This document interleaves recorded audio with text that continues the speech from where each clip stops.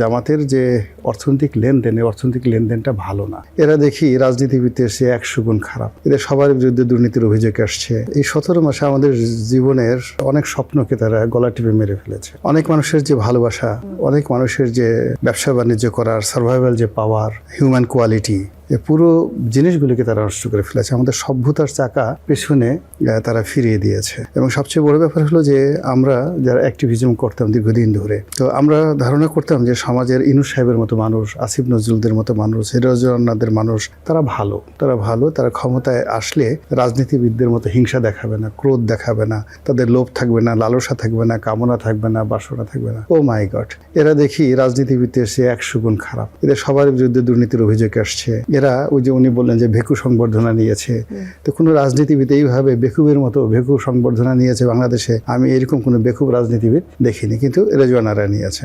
এরপরে এরা যে সমস্ত কর্মকাণ্ড করেছে, সেই কর্মকাণ্ড করার ফলে আপনি চিন্তা করুন যে শেখ হাসিনা ফ্যাসিস্ট সরকার, তার বিরুদ্ধে অনেক অভিযোগ, কিন্তু সে 2 লক্ষ কোটি টাকা ঋণ রেখে গেছে। আর বাণিজ্য উপদেষ্টা বশির বলল যে 23 লক্ষ কোটি টাকা নাকি ঋণ হয়ে গেছে। সত্য মিথ্যা জানি না, কিন্তু এটা কি করে হলো? এরপর দেখলাম অভ্যন্তরীণ জায়গা থেকে প্রায় 1.5 লক্ষ কোটি টাকা তারা ঋণ, মানে মুদ্রা ছাপিয়ে তারা 1.5 লক্ষ কোটি টাকা অভ্যন্তরীণ মার্কেট থেকে নিয়ে তারা নিজেদের জন্য খরচ করেছে। ডক্টর মোহাম্মদ ইউনূসের মতো একজন লোক, যিনি কিনা খদ্দরের পাঞ্জাবি পরেন, অনেক পুরনো একটা জুতা পরেন, এমন একটা ভাবসাব, এই মানুষ লন্ডনে গিয়ে এমন একটা রুমে থাকেন, 40 লাখ টাকা একটা রুমের ভাড়া। সেই এরকম এত 40 লাখ টাকা একটা রুমের মধ্যে থাকেন, তারপর আবার গ্রামীণ ব্যাংক করেন, ট্যাক্স ফাঁকি দেন। তো এই লোকের বিচার হবে না বাংলাদেশে?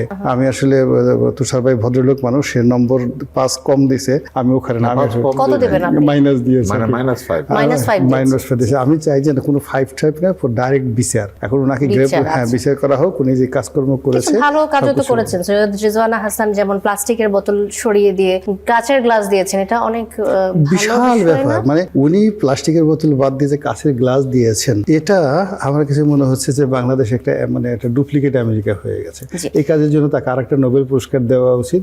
এছাড়া আমার তার কিছু করে না, কিন্তু সে অন্য যে ক্ষতিগুলো করে গেছে সেই ক্ষতিগুলোর বিচার হওয়া উচিত। সে সবচেয়ে বড় ব্যাপার হলো জামাতের মতো একটা বড় দলের মনে দুঃখ দিয়েছে। আপনার একটা ব্যক্তিগত ক্ষতির প্রসঙ্গ নেই, একটি পত্রিকা আপনার 4 বছরের মেহনতের মূল্য পরিশোধ করছে না, এমন অভিযোগ তুলে জামাতে ইসলামের আমিরের শরণাপন্ন হয়েছেন ফেসবুক পোস্ট দিয়ে। এখন এই পোস্টটি দেওয়ার পরে কোনো কি সুরাহা হয়েছে? না, কোনো সুরাহা হয়নি। তো ওদিকে যেটা হলো যে আমি 4 বছর ওদের পত্রিকায় অনেক 2010 সন থেকে আমি দেখি, আগে দিত, টাকা দিত, কিন্তু গত 4 বছর যাবত ওদের অবস্থা খারাপ হলো। আর এই ডক্টর মোহাম্মদ ইউনূসের সরকার যখন ক্ষমতায় এলো, আমি ওদের ভাবসাব দেখে মনে হলো যে জামাতি ক্ষমতায় চলে এসছে। তো তখন থেকে আমি আসলে লেখা বন্ধ করলাম। তো বন্ধ করার পর থেকে সেই গত 4 বছরের পাওনা টাকা আছে, তো চাই, কিন্তু তারা সেই টাকাটুকু দেয় না, কাউকে পাওয়াই যায় না রেসপন্সিবল কাউকে। বাধ্য হয়ে জামাতের আমিরকে দৃষ্টি আকর্ষণ করে জামাতের আমিরের দৃষ্টি আকর্ষণ করলেন কেন? সরকার তো সরকারের প্রধানমন্ত্রী তারেক রহমান, আপনার তো তারেক রহমান বা আমাদের এখনকার সরকারের দৃষ্টি আকর্ষণ না। এখন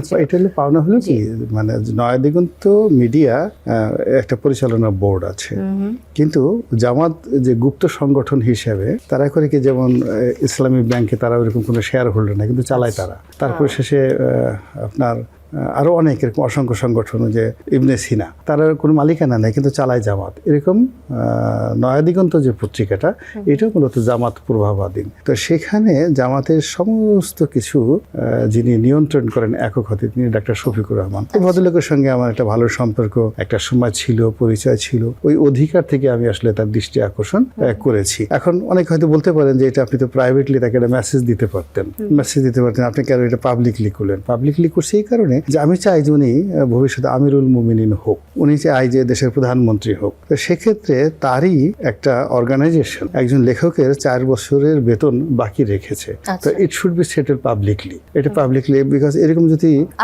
আর যেন ভবিষ্যতে এই ধরনের অনেকের সাথে ঘটনাগুলো না ঘটে, তাহলে তো সে যদি তার নিজের এরকম একটা ছোট পত্রিকা ঠিক না রাখতে পারেন, তাহলে সে কি করে প্রধানমন্ত্রী হবেন বলেন?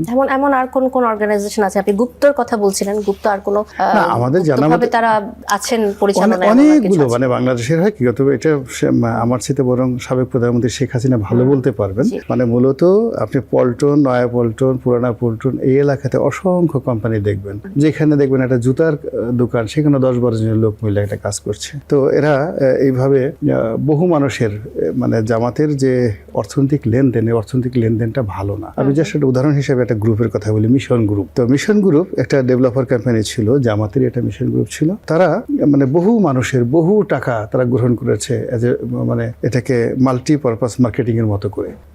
অনেকটা মাল্টিপারপাস মার্কেটিং, যে এটা মানে বিভিন্ন মাল্টি লেভেল মার্কেটিং এর মতো সেক্টরে কাজ করার জন্য এরকম কিছু, নাকি মার্কেটিং এর মানে মানে বলতে পারবেন আপনি? মিশন গ্রুপ খুব বিখ্যাত। জি, তারা আচ্ছা, বহু মানুষের কাছ থেকে বহু টাকা পয়সা নিয়েছে এবং বহু মানুষ তাদের কাছে পাওনা এখনো কত হাজার কোটি টাকা বা কত শত কোটি টাকা তার কোনো হিসাব নাই। এরকম তাদের অনেকগুলো মানে জামাতের যে নামটি, মানে জামাতের যারা লোকজন তারা আবেগপ্রবণ হয়, কিন্তু তাদের যদি ফাইন্যান্সিয়াল ট্রানজাকশনটা, এই ট্রানজাকশনটা এখনো তারা ভালো করতে পারেনি।